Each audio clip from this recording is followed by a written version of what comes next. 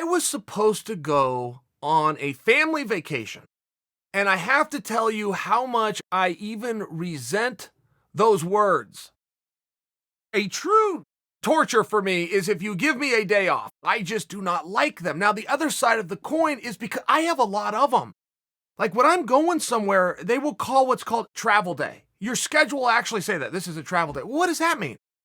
That means you're sitting on your ass on an airplane doing absolutely nothing. It could not be an easier day. That's a day off.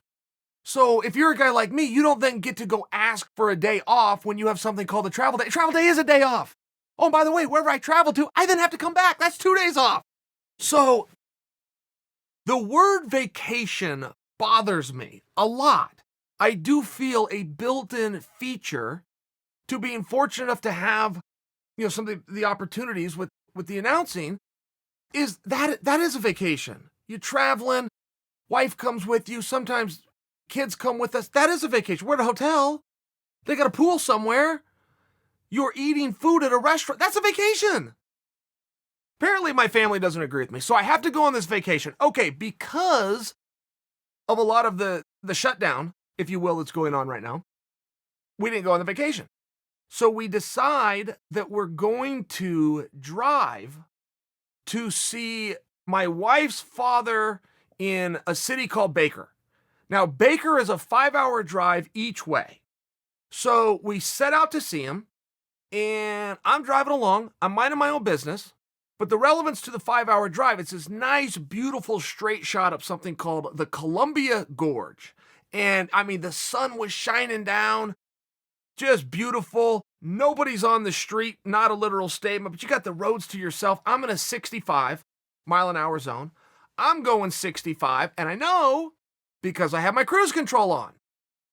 So when the unmarked trooper pulls up behind me with the party lights on, I know the first thing he's going to ask me. He's going to ask me, do you know how fast you were going? That's the same question every officer will ask everybody that ever pull over. Most people will answer it like a fool and go, oh, I didn't know.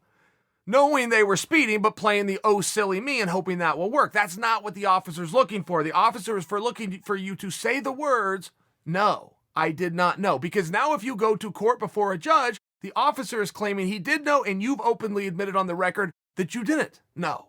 Can't run that one back.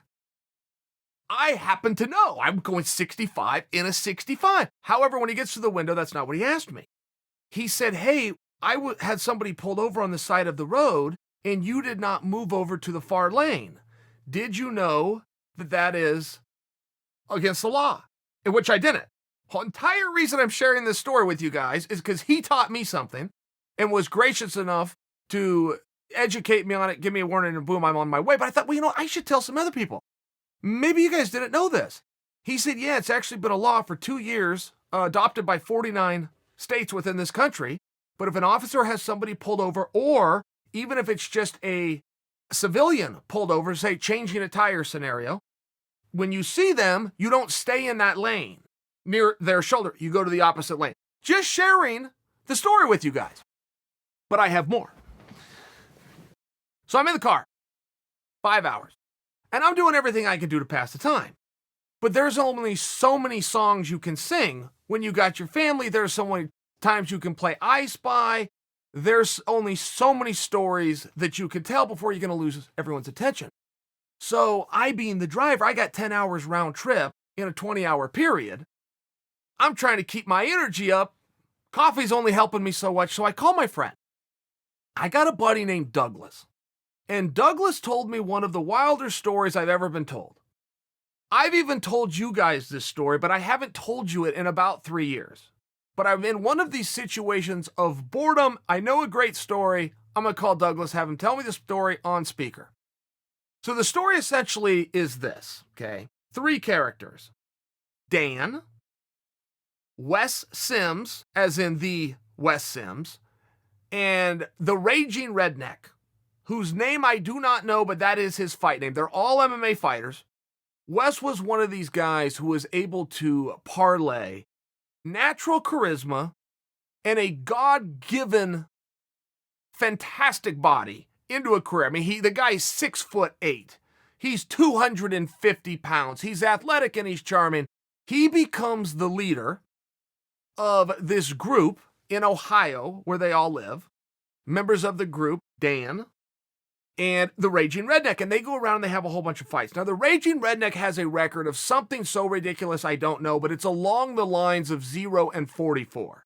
Like, the Redneck would turn the sport of MMA into more of performance art than actual competition. He would go out there, get kicked in the ass, fall down and pretend he was knocked out. The fight would get called off, and he'd put his hand out to a promoter and say, "Pay me my show." Wes Sims would corner him while wearing a luchador mask. So these guys were traveling around the Midwest, and they were just having fun. And they also have Dan with them. Now, Dan went on and did have a pretty good MMA career. He was a mediocre record and a mediocre fighter, but he made something of it, and he was even on one of the teams for the IFL, the International Fight League, if you guys will recall that. Okay, I'm just setting the stage so you have the three characters. Now let's start to break it down. Dan had a wife. Dan went over to Thailand to work on specific Muay Thai training. He met a gal. He met her at a massage parlor. It's where she worked. And he fell in love and brought her back home. So she got a job at a massage parlor in Ohio. Store that away. Dan goes and has an MMA fight. The very next day, Dan goes to the massage parlor and gets in a verbal argument with his wife.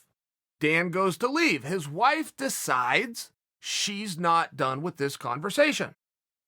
So to prove her point to her husband, Dan, who's not doing a great job of listening, she goes ahead and jumps on the hood of the car as he starts to back out. Now, Dan wanted to make sure that he showed her that her safety was paramount to him, and he did that by going onto the highway at 55 miles an hour with her still on the hood when Johnny Law comes up and puts the bracelets on him. So when Dan goes inside, he gets a week. He has to do a week in jail, and then he's going to be able to get out and get his trial together, I guess. Whatever's going to happen, but he has 1 week, and he had just done the fight. Don't forget that. So he uses his one phone call from jail to call Wes to make sure that Wes goes and gets his fight purse check from the promoter, because when he gets out, that's all the money that he has, and he really needs that check to be ready. Wes tells him, no problem. Got it handled. Dan says, give the money to my wife. Wes says again, no problem. Got it handled. Wes goes and picks Dan up from jail 7 days later. Dan says, where's my money? Wes says, Dan, we'll discuss that later. But I did with that money exactly what I told you I would do, what you asked me to do. I took it to your wife.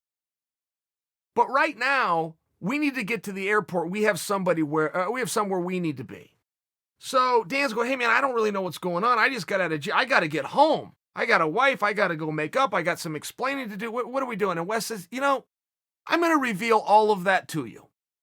So they go to the airport and they get on a plane and they land in Chicago and they get in a limousine and they are taken to the set of the Jerry Springer Show. So they get into the doors of the Jerry Springer Show and Dan doesn't know what's going on. And Dan and Wes are put in one green room.